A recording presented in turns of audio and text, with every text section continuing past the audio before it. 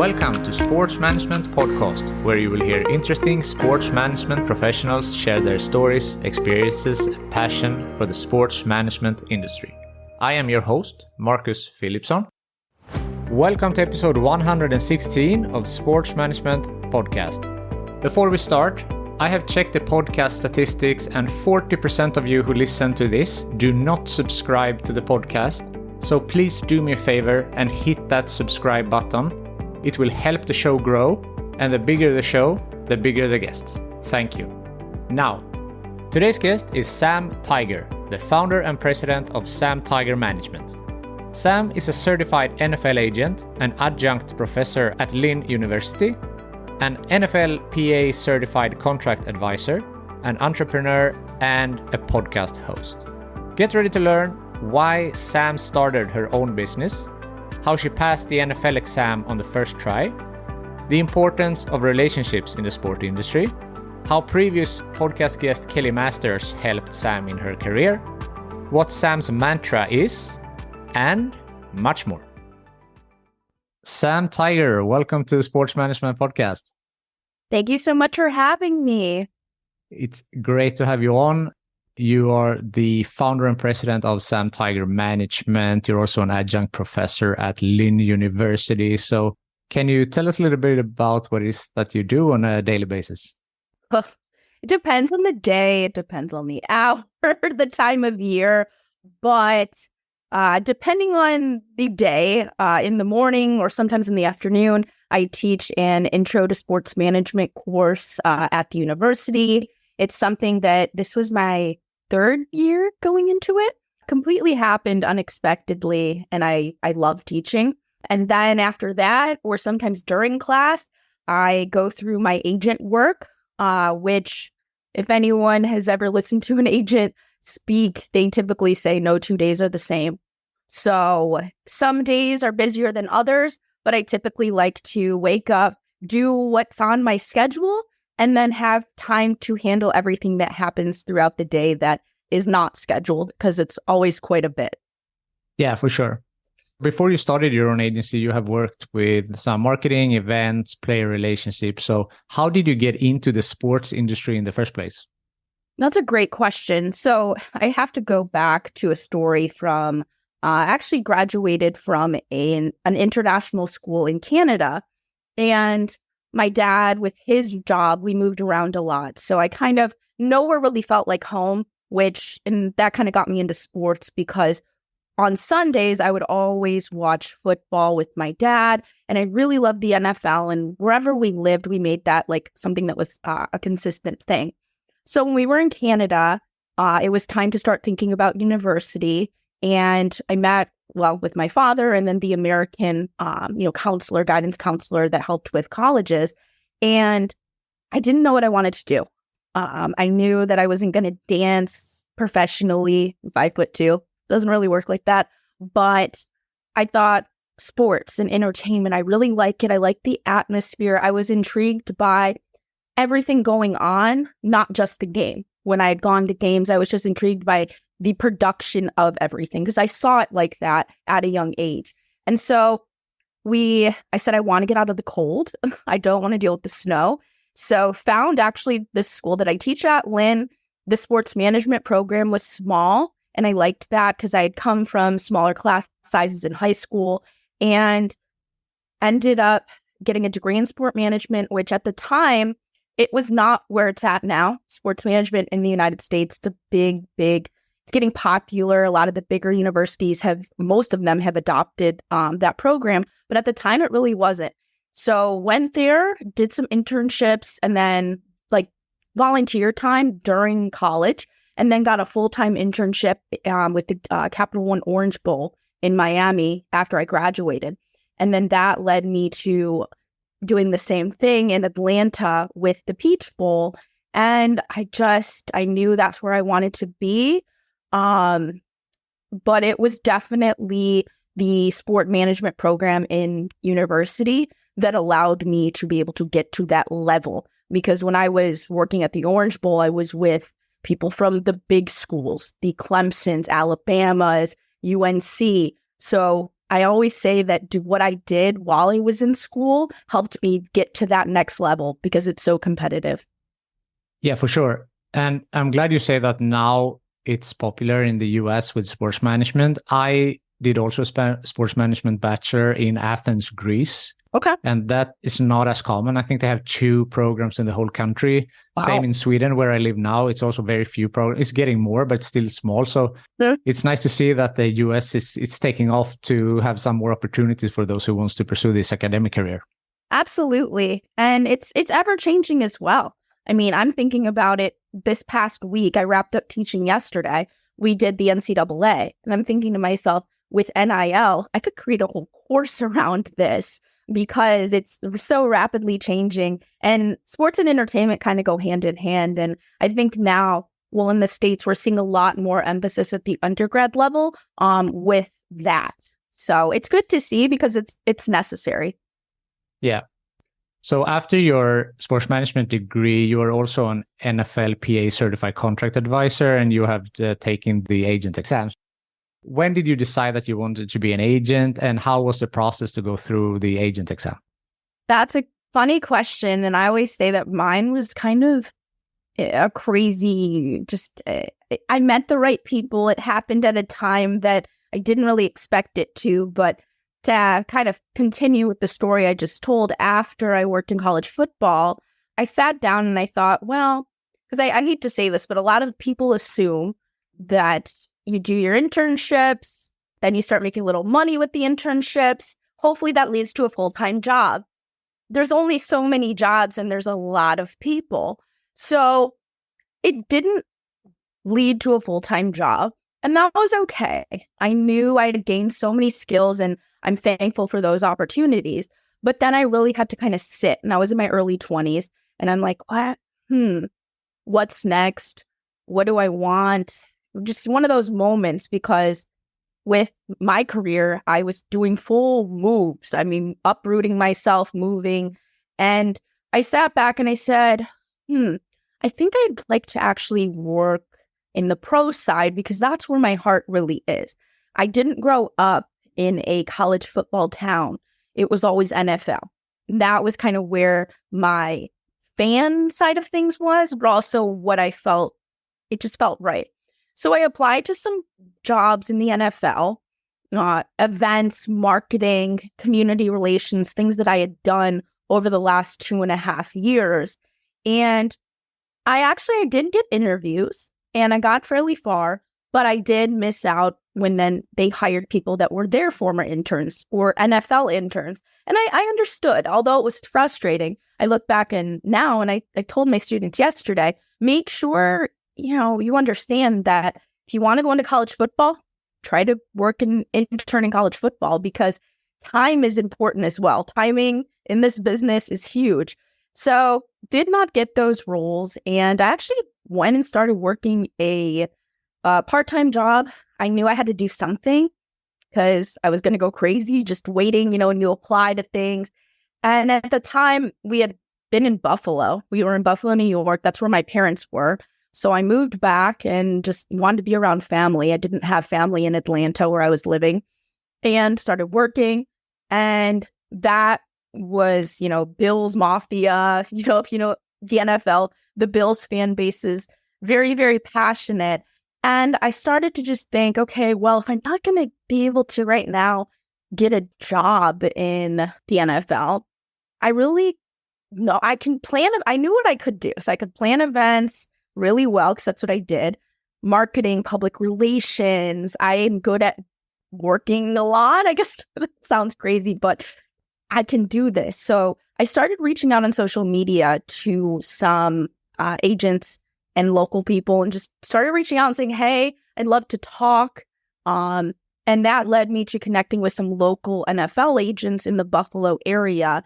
We met and really just had a partnership that I would plan events for some of their and look for opportunities off the field for some of their clients, which led to some successful things in the Buffalo market. You can probably see Fred Jackson. That was a very, very, kind of important moment in my career, I guess you could say, planning those events and the success, but also working with those agents they're close to my age, very, very close. And I saw, okay, I could do this. And me being me, I don't like limitations. So with the marketing, I could only do marketing. I couldn't call the NFL teams and negotiate contracts, but I was always intrigued by that. My dream job as a child was to actually be an agent. So fast forward, I went back and got my master's and said, I'm going to just do this. Luckily passed the test. And it was hard, but it was not something that I didn't feel prepared for. And you passed it on the first try, so it's a lot of studying. It is. And the passing rate is typically not under 40%. So it's a very low passing rate. Yeah. And I know that you know also Kelli Masters, who's been a guest on this podcast. So how has she helped you in your career? Well, I thought the story's funny too. I always say if you can see something and see yourself in someone in an industry, maybe you don't see the representation, it helps. And early on, it was years before, it was actually when I was working for the Orange Bowl, one of my friends said, you remind me of my agent. And I said, oh, who is that? And at the time, it was when Instagram was really just taking off. And I saw her and I said, wow, that's really cool. And this was years before I took the test. So I started going to the NFL Combine years before I was certified to network and just see, okay, is this a space I want to be in? Because it's very overwhelming. Everyone is there. It's a lot. You have to be very comfortable in yourself and your skin to be there and network, especially if you don't necessarily have a player in the Combine or you don't have a job in the NFL. So I DM'd Kelli and she responded, and she actually was speaking on a panel at a conference that I was at. So I ended up going to her table and we connected, but it always stands out to me that she responded to me when I had sent so many messages out. And those people that responded, the agents in Buffalo, Generation Sports Group, and Kelli, they're now, I consider them my close friends. But it's just giving that time, but also just little phone calls, things like that, helping with things along the way. But also, too, I respected their time because I think a lot of times now there's so many people that want to connect and this and that. So I think it's kind of an intricate balance with building relationships with mentors. But I was so lucky to find Kelli as well as Shane and Christian.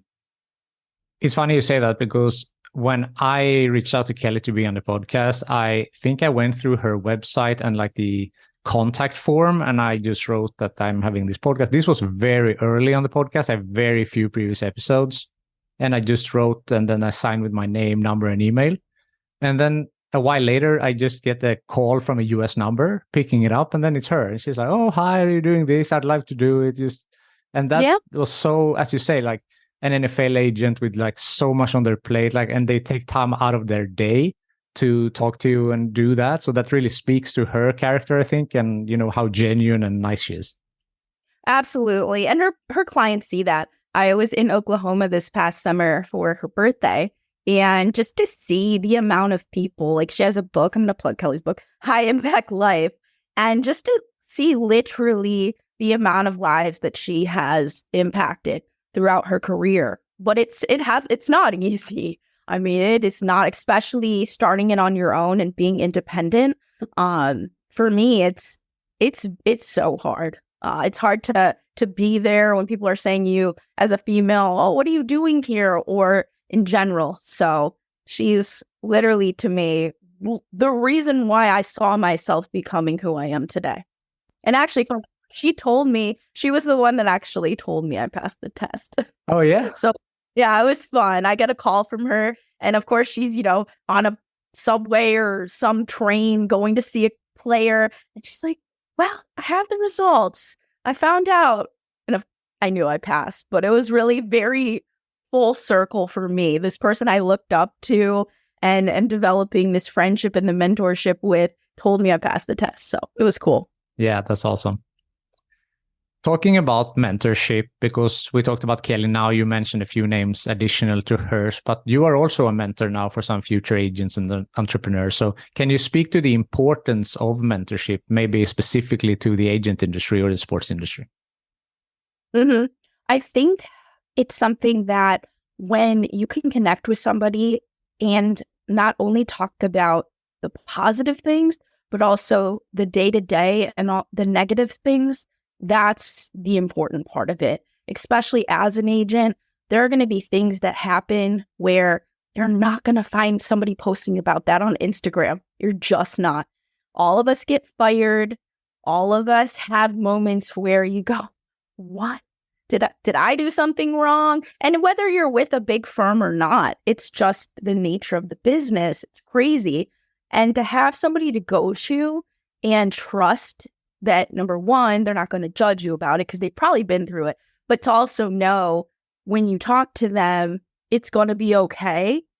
That's huge, because passing the test is just the first obstacle of so many that you're going to go through as an agent. Especially in the NFL, when it's so competitive. It's such there's not a book that tells you how to do it and how to be successful. There are books, but you're going to go through the life cycle of it. And just to have somebody to go to and then feel that kind of relief, because you can blame yourself on a lot of things. And it is very personal when you're representing other people. Yeah, for sure. So you got your sports management degree, you passed the exam, you got yourself a mentor, you went to these events even before you were certified, but now also afterwards. So how did you sign your first clients? I just went ahead and just acted like I had been certified. I didn't really announce it because I had done marketing in the space, and I kind of felt like I'm here. So I didn't really make a big announcement because I knew that was going to be something that would be against me. Well, you're so new. So I knew what the business was. And I think some advice I would give younger agents or newer agents, not necessarily young, because you could take the test at any point in your career. Start developing your network of team contacts, scout contacts before you're certified, because you're already behind. The agents found out last week. So it was something that it was difficult, but not. I think I did not understand the cost, I guess, of I understood there was a cost, but I didn't understand the cost of the draft picks, I guess you could say. And I also didn't really understand. I thought, oh, okay, they're a starting player, they're a captain, they have good stats, but I did not understand the importance of the other components. So I signed players, and it was around the COVID time. So it was difficult. And then going through COVID as a newer agent to start out was difficult. But I really just reached out, and I knew my social media had stuff to show. So I didn't really think too much of it, to be honest with you. I kind of just went ahead and did it. And you started your own agency right away, right? I had Sam Tiger Management as the marketing side. So I just added the full it was now full service then. I see. So you have said also that Aaron Williams from Buffalo Bills was a key player that you attest your success to. So can you speak to that a little bit? Aaron. So yes, he's a client that really helped me get a thicker skin. I'll say that. And that's some advice that I got over the years was something would happen and I would just overthink it or wonder why is that happening? Or did I do something wrong? Especially when it's your own company and you want to do a good job and you're dedicating everything to it. And I learned that we have to remember that all of the athletes we represent, everybody is different. Just because, you might have had one sort of interaction with one doesn't mean that that's going to happen with another. And I really just learned that, his career was unique, second round draft pick with Buffalo, and then had to retire due to injury. And just kind of learning from him and from his family and doing just, he had an idea, and to be able to find ways to put those ideas to like bring them to life, and also just kind of navigate through something that I had not navigated through before really helped me with him.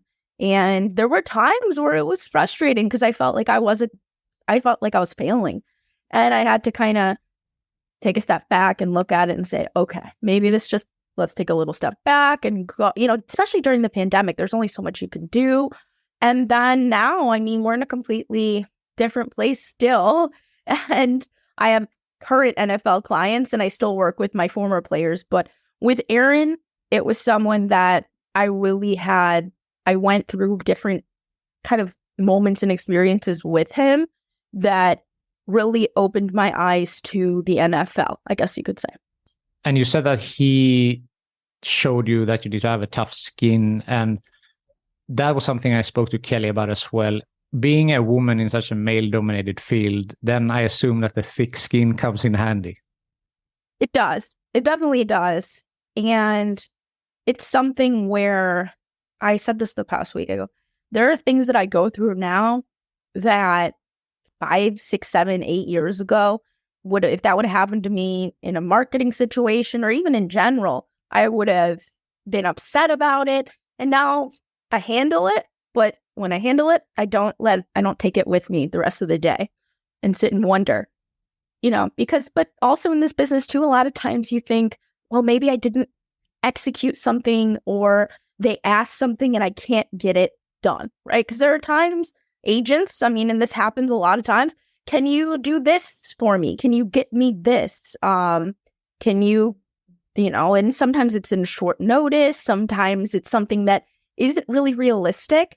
And I think when you're first starting out, you're like, I have to do this or I might be fired. And you learn sometimes you do. I'm not going to sit here and say that doesn't happen. But I also learned that, there are times that like, if you just explain things and the client sees you working, usually it's okay. And you have said that it's really important to have a professional relationship as an agent, and we spoke about that before. So that comes in there, right? To have this relationship with the player and to have a clear communication with what is expected of you and of the player. Absolutely. And also, too, I always say there's a balance. There's a balance between professional and also allowing them to get to know who you are. But that should happen organically. I don't believe in forced relationships. I think sometimes it happens, male and female agents, where they're kind of forcing things and it doesn't seem natural. I don't believe in that because it doesn't work. Once again, it does not work, and it's trust your gut. If something seems great and this and that, it is what it is. But I believe wholeheartedly in, I don't believe in transactional relationships with clients. A lot of agents do. They say, don't care. And I'm sure Kelli would say this too. How can you not care? If something happens, how can you not care when you're fighting for these clients for their football careers and then after football when you get to know them and their families? But that does come with disappointment sometimes. However, I'll never be a transactional agent. And neither would Kelli, as you said. And in the episode that I had with her, she told a story about one of her players having an MRI scan and was super scared. And she sat there with him, telling him everything will be fine, and really going the extra mile. Yeah. I know male agents that have done the same thing too at the combine. It's the approach. And I say this all the time, and I say it to other agents that kind of criticize me. I've been criticized for that. You care too much. And I say, I really don't. Some of my current clients would probably laugh because they're like, you're mean. I'm like, I'm not mean. I'm just straightforward and direct. But you do what you have to do. However, I truly believe, we can't do everything for them. But that also is helping them grow, because part of this relationship is football doesn't last forever. Whether you're a first-round draft pick, an undrafted player that makes a team, part of the place I see my role is helping them with what's next after. Because whether or not, you become a player like Aaron or Fred Jackson, that's able to still get events and use their name and their careers to be able to engage with fans after. Some players won't, but also too, you're more than just football. And a lot of agents don't care, and that's it is what it is. Is it right? Wrong? I don't know. I'm not to judge. So you have your management agency, and you said you started it before you passed the exam. So now it's a full circle, or, you can offer all the different services. And as an agent, I guess there's a lot of contracts involved as well. You have a large educational background, but you don't have a law degree. Was that something that you ever considered? No, it was something that at the time when I was going to go take the test, I talked to the agents in Buffalo. One had their MBA and the other was an attorney. And I saw the roles that both played in their firm, which was small. And I saw myself as the one that went and got the MBA, just in general. But I knew I enjoy contracts. Personally, and so I kind of put a focus on that with getting my master's. But I think now, more than ever, it's very important to be able to kind of do everything in terms of marketing, nonprofits. I mean, the more hats you can wear or at least advise on to be able to help, the better in these days. So I saw the MBA route being the best for me at that point in my life. That makes sense. It's not a prerequisite. It's some people prefer to have it, but as you said, you can do it as well within MBA as well. Yeah, and the truth is this: most agents work another job. They just do. It's a very costly business, and I just saw where my experience was that was the best route. And half of the battle for a lot of agents is even getting a contract, like getting that rookie contract. So throughout that time, you're not using any of your law. Yeah, I hate to say, you're just not. You're helping with, you have to be a travel agent. You have to be all these different things. So that's what fit for me, knowing I was going to be doing this myself. What is it that is so costly? Is it covering expenses for the player, or is it your own expenses, traveling, or both?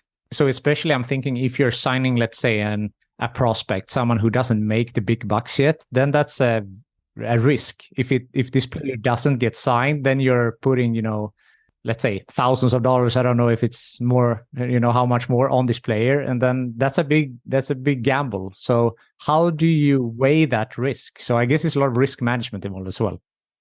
It is. You become an investor. And if you have an investor in your agency, or, you have to make sure you're navigating.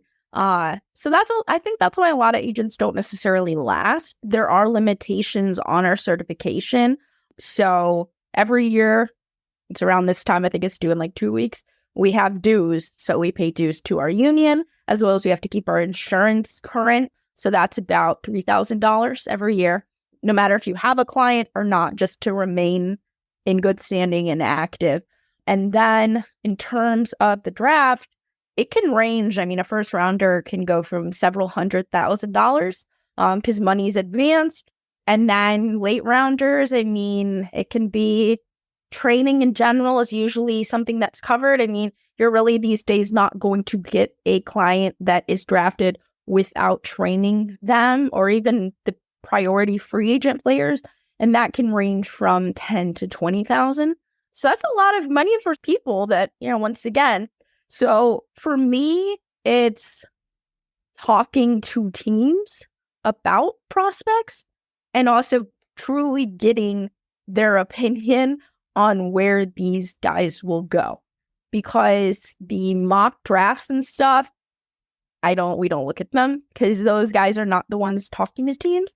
So like, for example, the Seahawks, I just got a text from one of their scouts about somebody I asked about, and he'll be honest, and it could change. Don't get me wrong. But if I see somewhere that this prospect's a third rounder and they have him as undrafted, I'm probably going to go to another team. And if they say undrafted, it's definitely probably in that range. They're not going to jump from that to that. So the teams are the ones employing the players. So that's where I look at the investment part of it to make sure that we're not overspending, because that obviously, it's a commission-based business. So if the player is not on a team, you're not getting your money back. I spoke a while back on one of the episodes about contracts in soccer and some funny clauses that were in the contract. So one guy he was not allowed to go to space. Some he wasn't allowed to ski, some things like that. Is there something that you have seen with your players that could be considered, I guess, odd or funny? Yeah, that's funny you asked that. That's actually one of my students' assignments is to analyze an NFL contract. So the NFL contracts that the players sign are all essentially fillable. So it's a standard contract, and then there's addendums. For those that don't know what that means, it's additional legal documents. Maybe that has their incentives on it or certain things that they are required to do, signings, things like that. But yeah, there's a clause that says no risky activities, but it does not specify anything. So that leaves it open. And what might be risky to me is not risky to you and vice versa. So it's something to be careful about. I remember right after Patrick Mahomes signed his blockbuster deal, he went to the YMCA, was playing basketball, and it was put on social media, and he got a call from the GM like, Patrick, no basketball. So obviously that is risky. Even though he wasn't playing in a huge tournament or something, they deem that risky. But there's no specific details. So I always say just use caution, don't do anything crazy, but things happen. And I think that's something that, once again, I think if they were to have to put one thing, they'd have to put 100 things. But you are not allowed to put in specifics into the contract. It's just that, so it just says no risk activity and you're not allowed to specify? They don't specify it. That's a clause in there. So it gives teams the power. That's true. I assume also that can become like a legal battle as well, as you said. Some people say that basketball is risky. Some say that it's not. So who decides that? Exactly. And it's especially in the off season, just be careful what you're doing. But it's difficult. I mean, once again, there could be a scenario where, I mean, we've seen it happen. I live down in Florida. People just are on boats. That's just part of the culture down here. You're on a boat, maybe you're not operating the boat and something happens. Is it considered risky to be on a boat if you're not driving? It's just same thing with a car, or a golf cart. So they leave it very vague. And that's something that, like I said, if they were to put one thing, it would have to be 100 other things. Yeah, I see. So we know that you have your own company. You have a lot to do there. You're also a professor, as we said before, but you're also a host of a podcast, right? Is that still going on beyond the negotiation?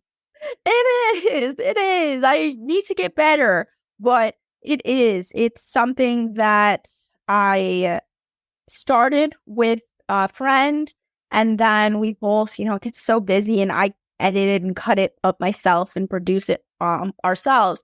So I need to get back into it, but it's really just an open conversation, kind of like we're having now, about things that aren't talked about. I always say, even myself, if you go to my Instagram, I'm not going to post a photo, oh, I got fired today, or, my client got cut. That's really, none of us are doing that. We're not. And it happens, and it's real, and it happens to everybody. I mean, you can be Drew Rosenhaus, you can be one of the players that has the most active clients, and that one of your clients is still going to get cut. What happens when that happens? What do you do? How do you approach it? And then also talking about us too, because I think I saw it on Twitter recently, or X, whatever you want to call it. Nobody really talks about the agents or the people behind the scenes. And I think a lot of times, I don't know if you've seen Jerry Maguire, but one of the first scenes where he's like, there's me. And, it's cut out, like he's half in the photo, half not. I laugh. My clients keep me in the photo, so thank you guys. But it's it's a very realistic depiction, you're there and we go through these feelings too. So that was kind of my inspiration for the podcast, was to just openly talk about things that are not talked about when people think of sports agents. I think that's great. And I encourage everybody who I talk to, because they have stories to tell, that they should start their own podcast. And as you said, it's a lot of work. I understand that better than most because I'm doing it. But I think it's a great thing. And also as an educational platform for maybe aspiring agents to know actually, they don't only get the Instagram version of the, all the great things that happen. They also get what happens behind the scene. And on that point, you have said in some other interview, I think, that in sports in general, I don't know a successful person who hasn't worked a job that has paid poorly, worked insane hours, missing holidays and so forth. So that's the sports industry for many people. So just to know that, so you know what you get into, and to get inside information from someone as yourself, I think that's a really great source. Yeah. And I like to be open about it because it's the truth. I mean, it's even my students, I'm 32, so they're a lot younger than me, but I say, this is what I did. You guys, a lot of them I can see look up to me, especially the female students I have, and even the male students. And I said, but I had to do this. And, there was a point where I was doubting myself many times, and I was told no. I'm told no a lot of times. I mean, it's just the nature of the industry, but to actually hear it and see it. And like I said, if you can see somebody that, once again, they're being open and honest with you, not just talking about their accolades, I think that's just so important because it makes it realistic. And I think we need more of that in the sports world. We're getting there. And I think it's amazing that we have podcasts and we have different platforms now to be able to talk about things, especially podcasts, because I think we all kind of open up a bit more. We're not going to go on TikTok, and maybe some people. I'm not a TikTok person, but it's so important because part of me too, when I was starting out, I looked at some of these people like Kelli, and I'm like, she's so awesome. She's so cool. She's doing these amazing things. But I thought, well, where I'm at right now, I don't think I can. How do I even get there? What does it look like? So now having the ability to talk about it, you could see, okay, Professor Tiger had to be in a mascot suit. I did. I was too short, so they took me out of it. But you have to do some really not so fun things to get there. And that's sports. I think you should get on TikTok as well. It's fun. And, it's a good marketing tool for yourself. I know. A lot of great advice so far. I know you have said that your mantra is keep showing up. Huh? Any other, great tips or insight for an aspiring agent? Well, keep showing up is, for me, even day in, day out, it's just like, wake up, do what you have to do. Don't dwell, feel how you feel. And I even tell this to clients, don't let it completely take over, because you might, even in the NFL, cut down day is terrible. It was a couple weeks ago. For any agent, cut down day is awful. I mean, nobody likes cut down day. Fans do, because they project, this is the 53-man roster. For us, we're sitting by our phones, waiting, and you either get the call, and you can the tone of the player, because usually the player will call you before the team does, if they're not necessarily a lock to make the team. And it's not great when you get the call that they're cut. But the next day, you could get a call that they're going somewhere else. They are claimed on waivers. So keep showing up day in, day out. And also, closed mouths don't get fed. I say that a lot. Just ask. If you think about, just ask. Someone might say that's an insane thing to ask, but at least you'll know. The more you stay in your head thinking about, should I do this or should I do that? Or, and I did that a lot of my life. And I wish I would have taken my own advice. I was thinking things and thought I wasn't going to be this or be that. So ask. Obviously don't ask crazy things, but it's a little crazy. You never know. If you don't ask, you will not know. That's really good advice. Is there something I haven't asked you yet that you feel is important to mention? I think we covered a lot of really great points. I'll end on this. learn as many different things as you can. I think, and you can probably agree with me, right? I didn't learn editing photos on, a photo, for graphics for things in college. I did not learn that. I was not in that area. I didn't learn certain things. So whether you're in school, and you can take certain classes as an elective, I took a lot of public relation courses, and I write press releases now, and I do a really good job at it. But I took that class. I took a broadcasting class. It was really fun, but learning different skills, and even if you're after school, like newer agents after university, or learn different things, because you never know when it might help, or just in general, it also adds, you can put that on your resume, that whatever you're looking for, because that's the world we're living in now. Like, we can do a lot of different things on our smartphones, but don't put yourself in a box. Like, I don't know how to do that. Well, I don't, but I'll learn. And nowadays you can learn. So I think that's my best advice, because I've talked to a lot of agents that younger people, younger than me, well, I don't know how to make a graphic. I said, well, I didn't either.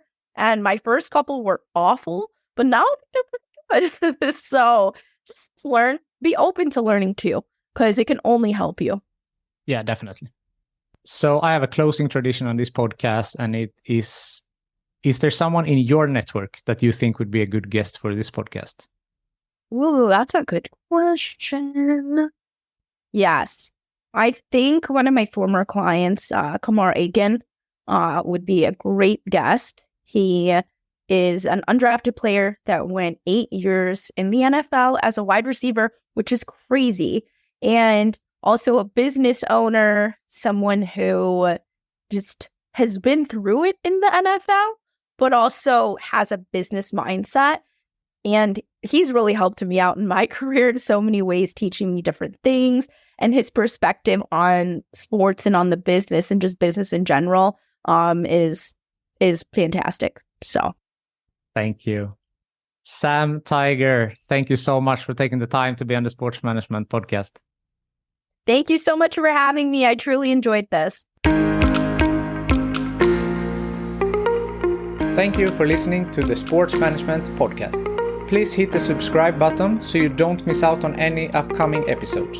Also, feel free to leave a comment about what you thought about this episode. If you want to get in contact with me, send an email to sportsmpodcast@gmail.com or hit me up on Facebook, Twitter, or Instagram @sportmpodcast.